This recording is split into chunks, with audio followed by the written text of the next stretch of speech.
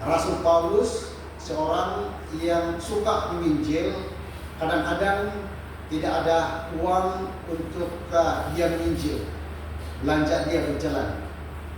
Ada juga kadang-kadang kalau dia sampai di tempat yang seperti Korintus dan sebagainya, Tesalonika, dia akan dapat persembahan dan kemudian digunakan untuk penginjilan. Tetapi apabila dia sampai ke tempat yang lain, contohnya seperti Roma, tidak lagi Kristen di sana yang dapat menolong dia, ada juga tapi tidak banyak. Lalu apa dia buat? Karena dia betul-betul mau menginjil, menolong Tuhan, dia buat kemah, dia jual kemah. Daripada hasil jualnya itu dia terus tetap menginjil. Ada mungkin di antara kita yang seperti itu nanti. Kalau kita sudah dibuka hati kita, merasa terpanggil untuk penginjilan, mungkin kita akan gunakan uang kita. Karena mission tidak dapat jadikan kita semua pastor, tetapi mungkin dengan cara begitu, cara Rasul Paulus, kalau tidak ada persembahan, tidak ada sokongan, dia cari uang sendiri untuk meneruskan perjalanan penginjilannya. Dan sebelum masa dalam kehidupan harian, dalam Kisah Para Rasul pasal 18:3, Paulus membuat kemah dan juga sambil menginjil. Dia menyerah dirinya sendiri. Dia tidak membebankan jemaat, dia tidak suruh persembahan untuk saya. Saya akan pergi ke sana, ke Tesalonika, Efesus atau di mana-mana untuk menginjil. Tidak ada katakan begitu. Jadi dia cari uang, dia pandai, dia gunakan kemahiran dia untuk mendapat uang dan dia teruskan. Mungkin kita boleh lakukan ini juga. Ini adalah sebahagian daripada cara kita terlibat dalam penginjilan Tuhan. Mungkin zaman sekarang buku-buku sudah disediakan dan ada yang dikategorikan sebagai Book of the Year, buku tahunan Seventh-day Adventist, dan itu dimurahkan. Ada subsidi daripada Uni, ada subsidi daripada mission, sehingga ia sangat murah. Ada yang paling mahal sekitar RM5, dan ada yang dimurahkan lagi sampai RM10 satu naskah saja. Kita boleh beli itu dan boleh bagi-bagikan kepada orang yang menerimanya nanti. Itu adalah satu cara. Gunakan uang kita untuk menginjil. Tent making. Seterusnya. Maksud kesadaran global. Kita sudah belajar sedikit tentang kesadaran global tadi. Tapi kesadaran global, penginjilan, kalau kita ingin menginjil dan secara global, kita boleh baca di sini. Apabila kita pergi, kita berpeluang untuk pergi ke satu tempat dan di situ kita mau menginjil di situ juga, kita harus memahami budaya orang lain yang ada di situ tanpa prejudis. Tidak ada pilih-pilih kasih, kamu di bangsa E, saya bangsa B, jadi kamu hormat saya sebab saya bangsa E, kamu bangsa E. Tidak ada begitu, tanpa prejudis. Seperti itu ya. Kita harus menghormati budaya mereka selagi budaya mereka tidak ada masalah dengan kebenaran yang kita terima daripada Tuhan. Kita terima budaya mereka tanpa prejudis. Kemudian melihat dunia dari perspektif Tuhan, dari kacamata Tuhan. Ini kurang begitu ya. Melihat dunia daripada kacamata Tuhan. Walaupun Tuhan itu tidak ada kacamata, tetapi itulah kadang-kadang ekspresi orang kita kan daripada kacamata Tuhan. Perspektif. Karena kita tidak mau Tuhan itu ada kacamata, kita katakan perspektif dari sudut pandang Tuhan. Apa penglihatan Tuhan melihat dunia ini atau orang-orang di dunia ini?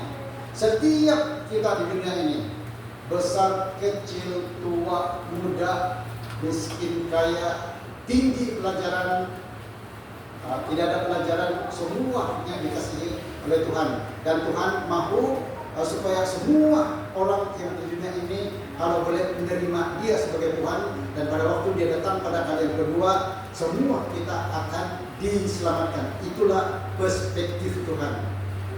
Dan kita mahu juga supaya kita melihat dunia seperti cara Tuhan melihat dunia, yaitu tua, muda, besar, kecil, miskin, kaya, berpelajaran, tidak berpelajaran, dan sebagainya. Laki dan perempuan, hamba ataupun tuan, semuanya kita lihat sebagai orang yang mempunyai potensi masuk ke dalam kerajaan surga kalau kita menginjil. Maksud di sini adalah kita akan memberikan, mengungsikan firman Tuhan itu, Injil itu kepada semua orang, tetapi mungkin dengan kaedah kita masing-masing. Oke.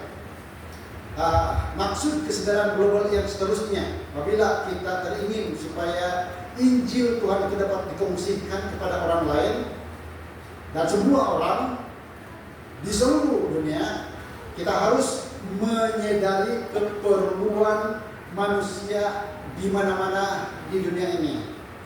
Keperluan manusia di Sabah mungkin lain dibandingkan keperluan orang masyarakat di Sarawak ataupun Semenanjung Malaysia. Saya boleh rasa seperti itu. Ada peluang saya untuk bekerja di peringkat MUM selama 2 tahun, sebenarnya 3 tahun. Tetapi 1 tahun yang pertama kami bertugas dari rumah saja sebab masih pandemik kan 2022. Tapi selepas ujung-ujung 2022 kami pulang keluar dan 2023 sudah keluar di sini sana 2024 saya berlegar-legar di seluruh Malaysia buat kumpulan umum dan sebagainya. Saya nampak memang ada perbezaan di Sabah, di Semenanjung dan juga di Sarawak. 3 mission pada waktu itu memang ada perbezaan. Apalagi kalau ada peluang kita untuk pergi ke Philippines dan lain-lain di daerah Afrika dan sebagainya. Memang berlainan keperluan. Dan sebagai orang yang rindu supaya orang-orang ini akan menerima Yesus sebagai Juru Selamat, kita perlu menyadari dan tahu keperluan mereka. Dan kita akan masuk menjadi pengawal mereka melalui keperluan mereka. Supaya mereka akhirnya meyakini kita dan kita ada peluang untuk berkongsi firman Tuhan. Kemudian yang satu lagi, maksud kesadaran global juga ini. Dan pernah ataupun senantiasa disentuh dalam message ataupun dalam seminar penatalayan. Saya juga berada dalam jabatan penatalayanan selama 3 tahun di MNM. Dan satu daripada yang di highlight adalah global. Oke, global kan pernah ada sama ada Pastor Justin kah, Pastor Jibin kah, ataupun daripada saya kah yang datang, ataupun kamu dengar daripada secara online perkataan global. Oke, fokus pada misi global Tuhan, bukan hanya gereja lokal. Global, gabungan global dengan lokal. Think globally, think globally, dan kemudian act locally. Maksudnya kita bertindak secara lokal daripada gereja kayangan kita berikan persembahan dan persepuluhan secara tetap. Itu persepuluhan itu akan sampai ke General Conference itu sebahagian daripada persembahan, sebahagian daripada persepuluhan. Dua pemberian ini ataupun uang yang kita serahkan kepada Tuhan melalui gereja ini sebahagiannya boleh sampai ke General Conference. Dua jenis. Dan itulah kalau kita setia dalam persepuluhan persembahan secara lokal di gereja di sini tidak perlu pergi ke US, tapi akhirnya kita punya sumbangan bersama ke US dan akan disebar ke seluruh dunia untuk membantu pekerjaan Tuhan.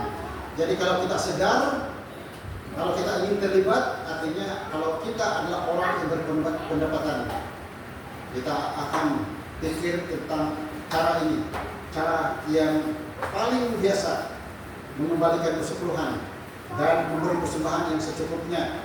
Oke, systematic giving. Kita sudah mendengar itu sejak 2022 kan, dan kita akan teruskan. Dan itu digunakan untuk penginjilan di seluruh dunia di tempat-tempat yang belum ada gereja. Oke, elemen penting kalau kita ingin terlibat di dalam penginjilan evangelis ini ataupun penginjilan, karena kita sudah merasa yakin kita dipanggil untuk terlibat di dalam Adventist mission ataupun misi Adventist. Ingat beberapa elemen ini ya, penting. Kita mesti sensitif budaya. Jangan hanya memikir ataupun mengatakan kepada orang yang kita datangi, kalau kami begini, jadi kamu harus hormat kepada saya. Tidak, kita harus hormat kepada semua orang selagi budaya mereka tidak melanggar hukum Tuhan.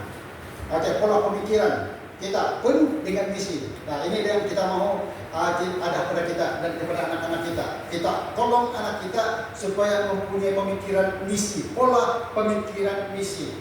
Bahwa setiap tempat termasuk rumah kita adalah ladang misi. Kita boleh paham itu kan maksud di sini. Kemudian isu-isu global juga sudah kita belajar di sini. Isu-isu global kita belajar tentang kemiskinan.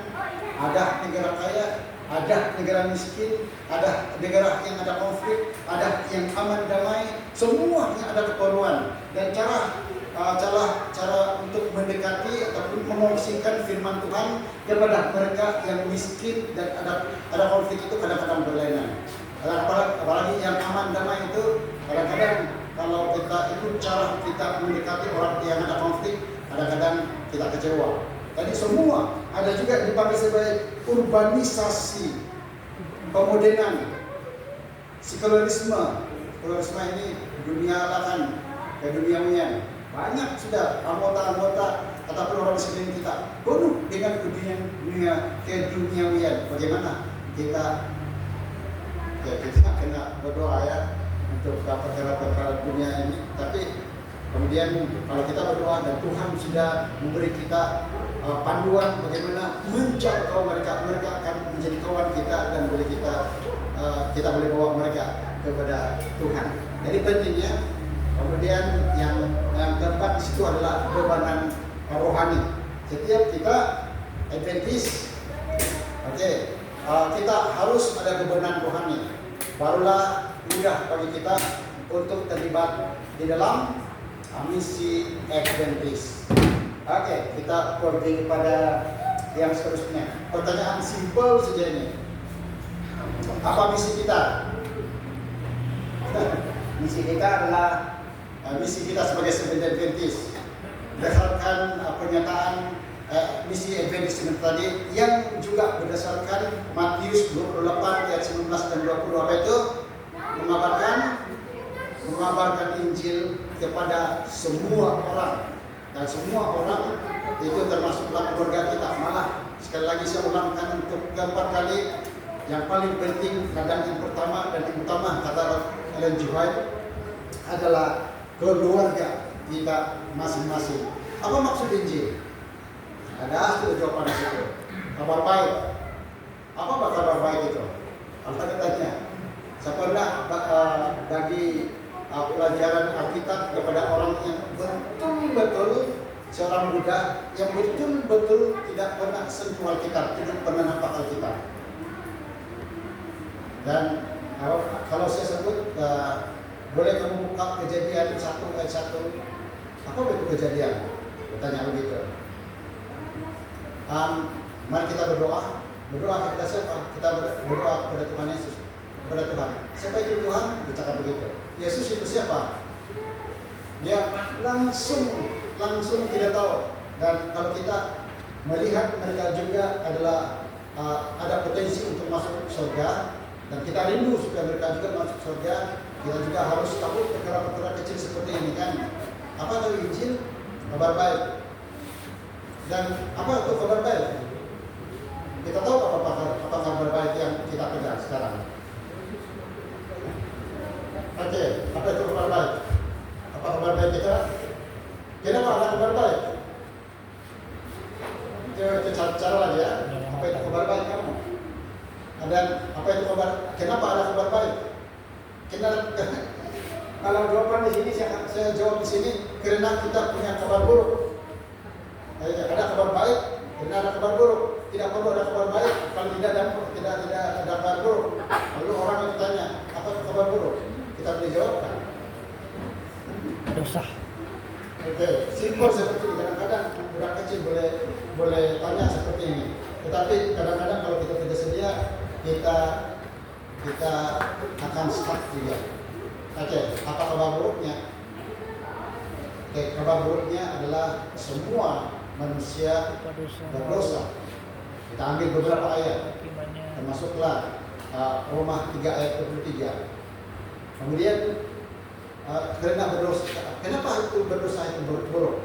Karena sesuai dengan Roma 3 ayat 23, dia adalah pelanggaran hukum, dan kalau melanggar hukum adalah dosa, dan dosa itu upahnya adalah maut, mati, pada mati.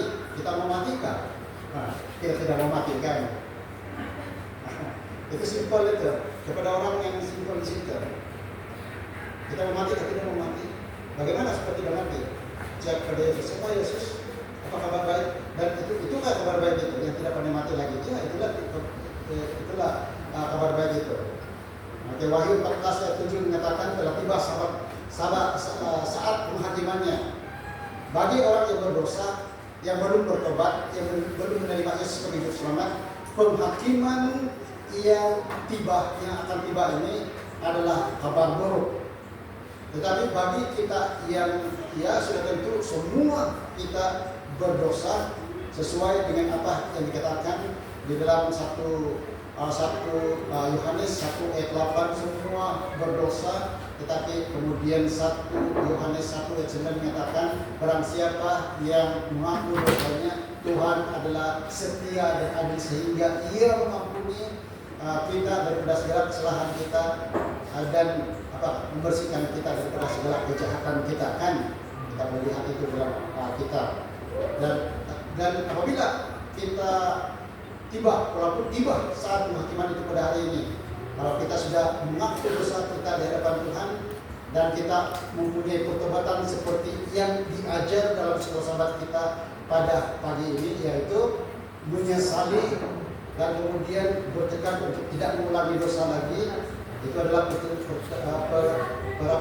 pertobatan yang sejati. Maka penghakiman yang tiba itu adalah kabar baik, karena dalam penghakiman itu Yesus akan melepaskan kita. Itulah kabar buruk dia, tetap kabar baik dia. Kabar baik. Dan apa kabar baik? Keselamatan ada dalam Kristus, kerajaan Tuhan akan datang, dan kasih dan anugerah kepada setiap orang yang telah menerima Yesus dan datang kepadanya dan bertobat dengan pertobatan yang sejati. Ada apa di sini? Menurut Pastor Adventist Mission, daripada SSD pada waktu kami di Bintulu baru-baru bulan 3 yang lalu.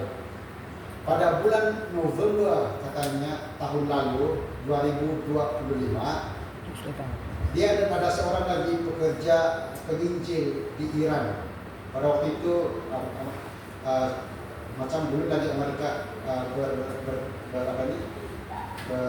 November tahun lalu kan, belum lagi berperang.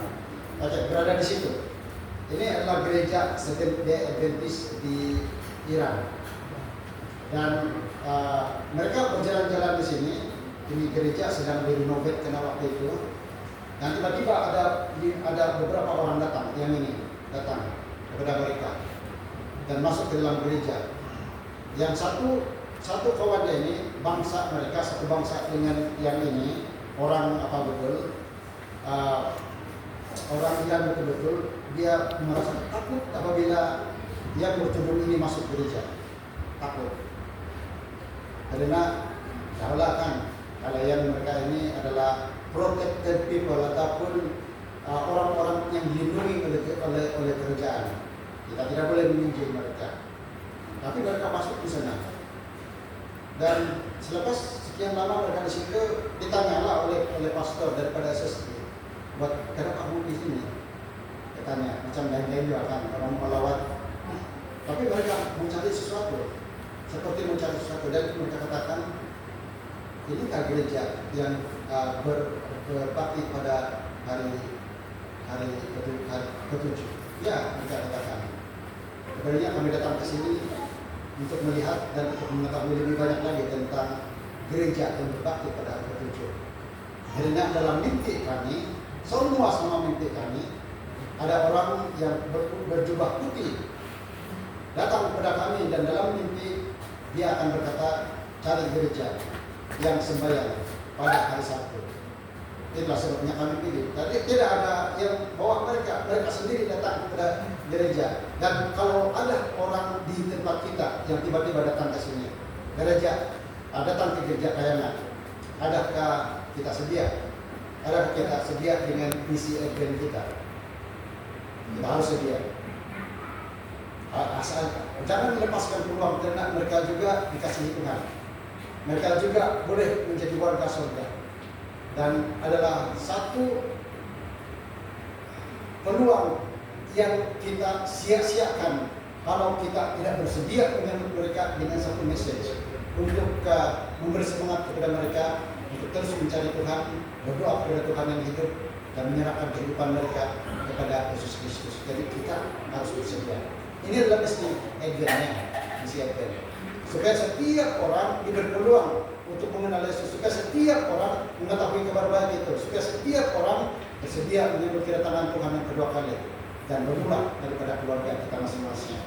Oke, slide yang terakhir untuk seminar pada seminar pertama berupa ajakan. Marilah kita persiapkan diri secara fisikal. Oke, secara fisikal. Apabila saya bercakap tentang mempersiapkan diri secara fisikal untuk misi Adventist, itu ada kaitannya dengan identity kita. Identity. Secara fisikal.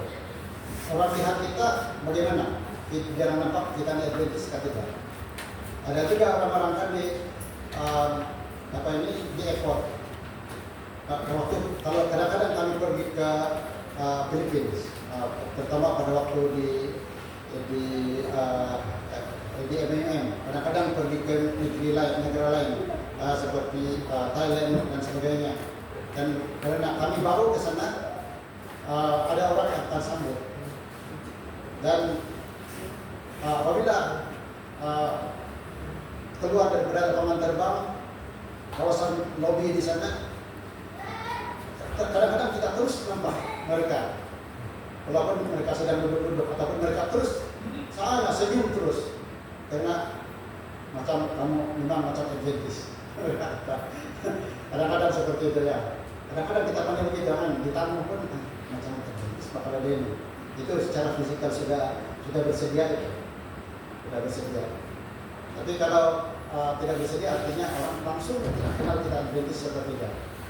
Ada juga mungkin kebaikan dia, tetapi ada juga mungkin buruknya karena penampilan kita tidak memamerkan identiti kita yang sebenar, yaitu anak Tuhan ataupun pengikut Tuhan. Kita juga harus mempersiapkan diri secara mental, pemikiran kita. Mental artinya ada kaitan dengan kita punya perasaan terhadap apa yang sedang berlaku.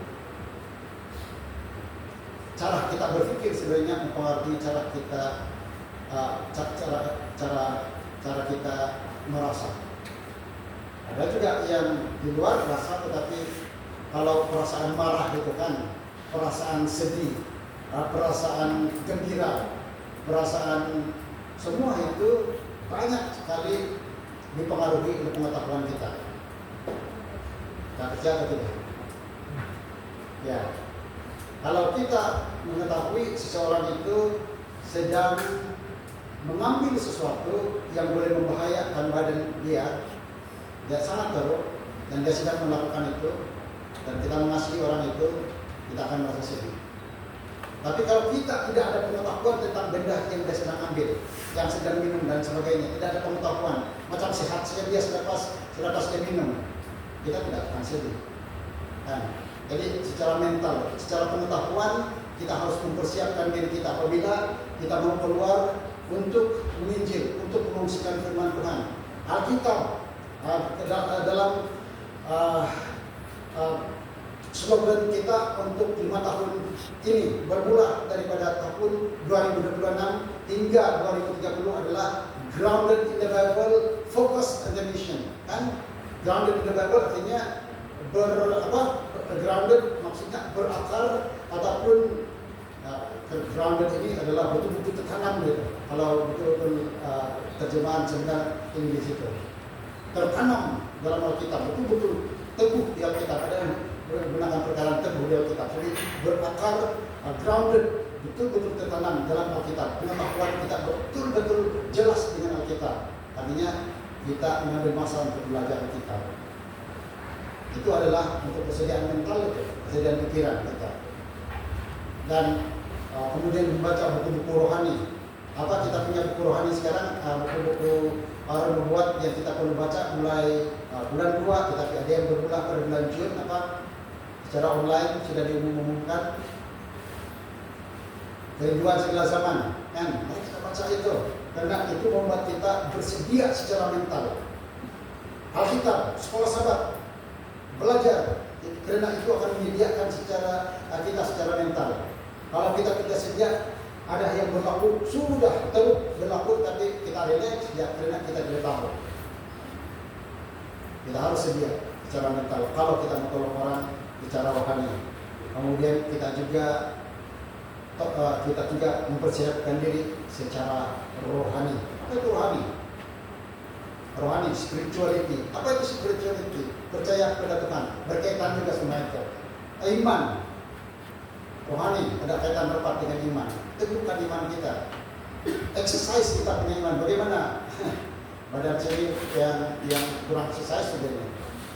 Jadi kalau kurang exercise macam kalau saya lari dari sini sampai di puncak kan mungkin perlu berarti 1-2 kali sebelum sampai di atas dengan stamina yang ada pada saat ini sebenarnya jarang exercise. Begitu juga dengan rohani sebenarnya. Kita perlu exercise rohani kita. Kongsikan kepada orang lain supaya tambah kuat. Praktikkan hukum-hukum Tuhan, firman Tuhan itu. Tempatkan Tuhan yang pertama. Dan itu semakin lama semakin kuat otot kita, semakin kuat urat kita, kulit rohani kita. Sudah kita belajar pagi tadi kan, berdasarkan apa itu tadi? Ezekiel pasal berapa? Ezekiel pasal 37 ayat 1 sampai ayat yang ke-14.